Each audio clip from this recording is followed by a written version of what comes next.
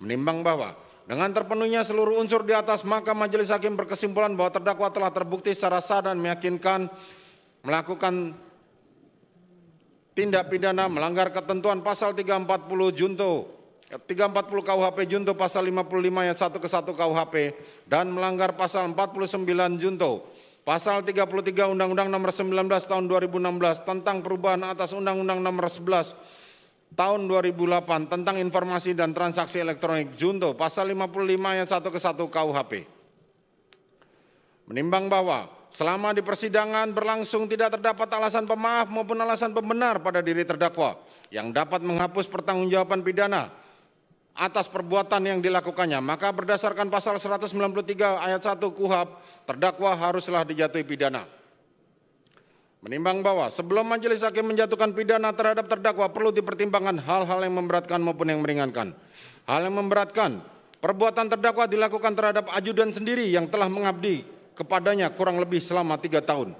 Perbuatan terdakwa telah mengakibatkan duka yang mendalam bagi keluarga Nofriansah Yosua Huta Barat. Akibat perbuatan terdakwa menimbulkan keresahan dan kegaduhan yang meluas di masyarakat. Perbuatan terdakwa tidak sepantasnya dilakukan dalam kedudukannya sebagai aparat penegak hukum dan pejabat utama Polri, yaitu Kadif Propam Polri. Perbuatan terdakwa telah mencoreng institusi Polri di mata masyarakat Indonesia dan dunia internasional. Perbuatan terdakwa telah menyebabkan banyaknya anggota Polri lainnya yang turut terlibat.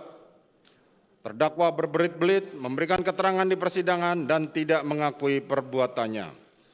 Hal yang meringankan, tidak ditemukan adanya hal yang meringankan dalam hal ini.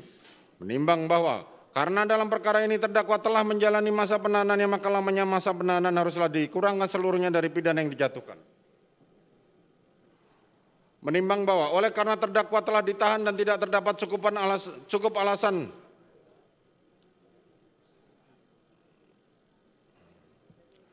Menimbang bahwa oleh karena terdakwa telah ditahan dan tidak terdapat cukup alasan berdasarkan undang-undang yang mengeluarkan terdakwa dari dalam tahanan, maka sesuai dengan ketentuan pasal 193 ayat 2 huruf B KUHP terhadap diri terdakwa haruslah dinyatakan tetap berada di dalam tahanan.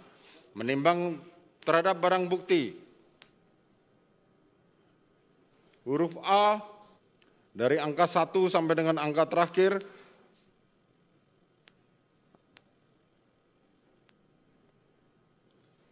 dikembalikan kepada penuntut umum untuk digunakan perkara, karena masih diperlukan dalam pembuktian perkara lain, maka dikembalikan penuntut umum. Menimbang bahwa terhadap terdakwa yang dijatuhi pidana, maka berdasarkan ketentuan pasal 222 ayat 1 KUHP haruslah dibebani untuk membayar biaya perkara yang besarnya akan disebutkan dalam amar putusan ini.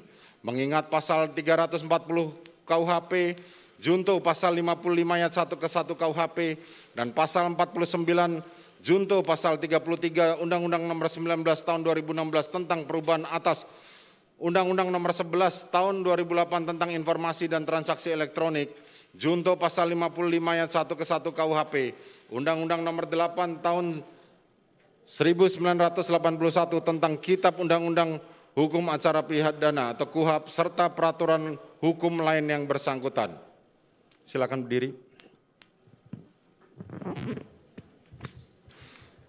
Mengadili, menyatakan terdakwa Ferdi Sambo SH SIK MH telah terbukti secara sah dan meyakinkan bersalah melakukan tindak pidana turut serta melakukan pembunuhan berencana dan tanpa hak melakukan tindakan yang berakibat sistem elektronik tidak bekerja sebagaimana mestinya yang dilakukan secara bersama-sama.